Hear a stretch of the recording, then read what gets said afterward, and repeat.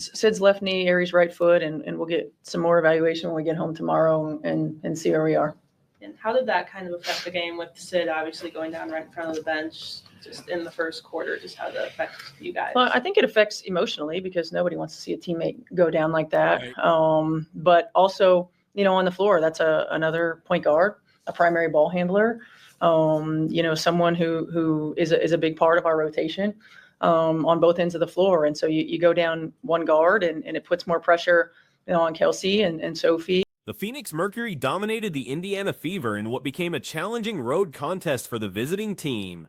Post-game interviews revealed the emotional and physical toll of multiple injuries that plagued Indiana throughout the evening. Aiyana Mitchell addressed her return to Arizona, where she previously played, expressing satisfaction with her current situation in Indiana, despite enjoying the opportunity to compete in front of familiar faces. When questioned about a second-quarter ankle issue, Mitchell downplayed concerns, indicating she felt fine and ready to continue playing. It's more pressure on Kelsey and Sophie and Lexi and Ari to play a little bit heavier minutes. And so, it made it a little bit tougher.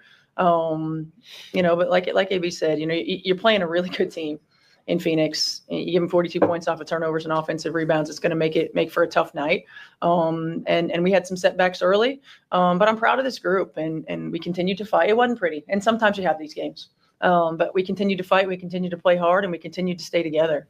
And what do you do in those instances of it not being a pretty? The Fever faced significant adversity early in the contest when Sydney Colson suffered a left knee injury during the opening quarter. This setback occurred directly in front of the team bench, creating an emotional impact on teammates and coaches alike. Mitchell acknowledged the difficulty of witnessing teammate injuries, noting the prevalence of serious injuries throughout the current WNBA season. Despite the challenging circumstances, Mitchell emphasized team resilience and the organization's ability to overcome obstacles. She characterized Colson as the team's heartbeat while expressing confidence in the squad's capacity to handle adversity based on previous experiences earlier in the season. During media availability, Mitchell fielded questions about perseverance and determination in basketball. She discussed the importance of maintaining internal motivation despite setbacks and failures, emphasizing that struggle often accompanies growth. Her message centered on consistent effort and daily commitment as foundations for eventual success. We continue to play hard and we continue to stay together.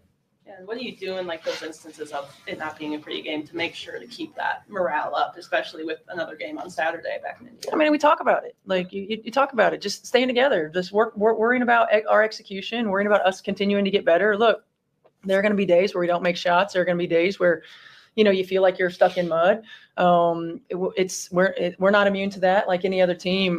But it's about the bigger picture of how we respond to that. And this group was still tight in our huddles. This group was still engaged in timeouts. This group was still, going out and the game analysis revealed defensive lapses that allowed Phoenix easy scoring opportunities near the basket. Second chance points became problematic for Indiana, as Phoenix controlled the rebounding battle effectively. These fundamental issues contributed significantly to the lopsided final score and highlighted areas requiring immediate attention. Coach Stephanie White addressed the impact of road fatigue, as the contest marked the team's fourth away game within 8 days. While acknowledging potential fatigue factors, White refused to use travel as an excuse for poor performance, emphasizing the need for consistent preparation regardless of circumstances. The injury situation worsened when Ari McDonald departed the game in the fourth quarter with a right foot problem, compounding the personnel challenges already facing the coaching staff. White confirmed both Colson's knee and McDonald's foot would require further evaluation upon the team's return home. Going out and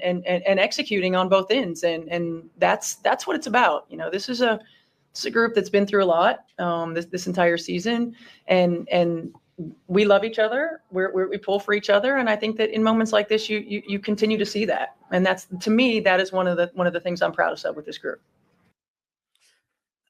And that's it, man. Just not a good night for the Fever, man. Just not a good night.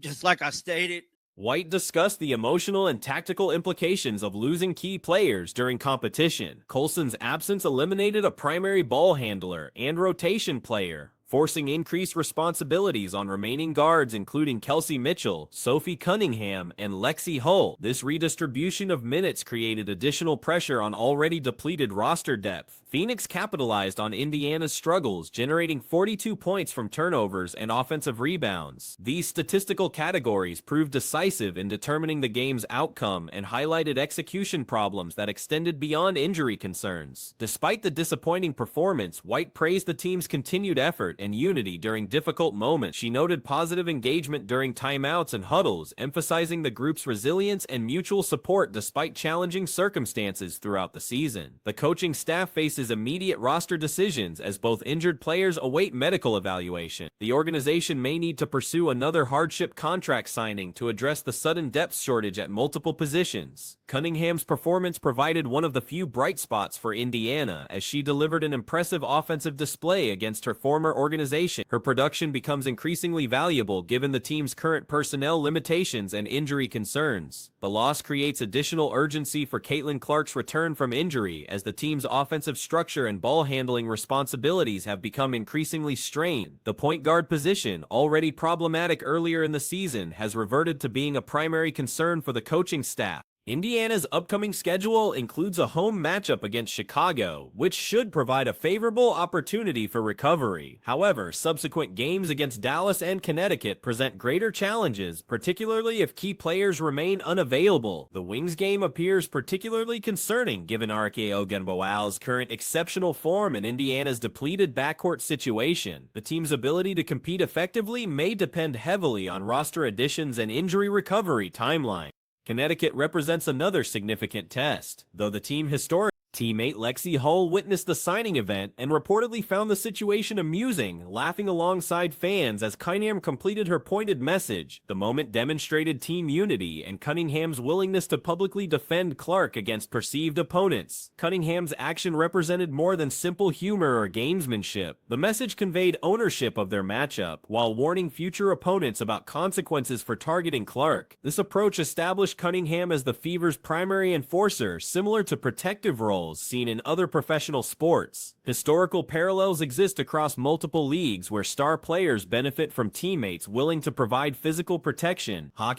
The incident also established team identity and culture expectations for Indiana. Cunningham's message to teammates emphasizes the importance of protecting star players rather than passively watching them absorb unnecessary contact from opponents. This protective approach becomes essential for Clark's long-term success and health. As the primary driver of increased league attention and revenue, her continued participation requires teammates willing to deter excessive physical play through credible retaliation threats. Cunningham's background in martial arts adds credibility to her enforcer role. Her black belt Barbie nickname reflects the combination of fighting skills and basketball talent that makes her uniquely qualified for this protective function. The veteran's production levels since the All-Star break support her dual role as scorer and protector. Unlike traditional enforcers who sacrifice offensive contribution for intimidation value, Cunningham maintains both responsibilities effectively. Her consistency during high-pressure situations further validates her leadership within the team structure. While other players struggle with performance fluctuations, Cunningham delivers reliable effort and results regardless of game circumstances. The public nature of her response to Sheldon represents unusual boldness in WNBA culture. Players typically confine competitive messaging to game situations rather than extending conflicts to fan interaction events. Cunningham's willingness to maintain her position without walking back comments demonstrates authentic commitment to her protective role. This approach contrasts with players who make statements and later claim they were misunderstood or joking. Future matchups between Indiana and Connecticut will carry additional intrigue due to this established rivalry. Fans will monitor interactions between Cunningham and Sheldon while watching for any attempts at escalation or resolution. The broader impact extends beyond individual relationships to league-wide awareness about targeting star players. Cunningham's response serves as notice to other teams about potential consequences for excessive physical play against Clark. This development represents part of Clark's adjustment to professional basketball, where increased attention brings both opportunities and challenges. Having teammates willing to provide protection allows her to focus on basketball performance rather than personal safety concerns. Cunningham's emergence as a fan favorite reflects a appreciation for players who combine skill with personality. Her willingness to speak candidly and act decisively resonates with supporters seeking authentic competitive spirit. The incident demonstrates how individuals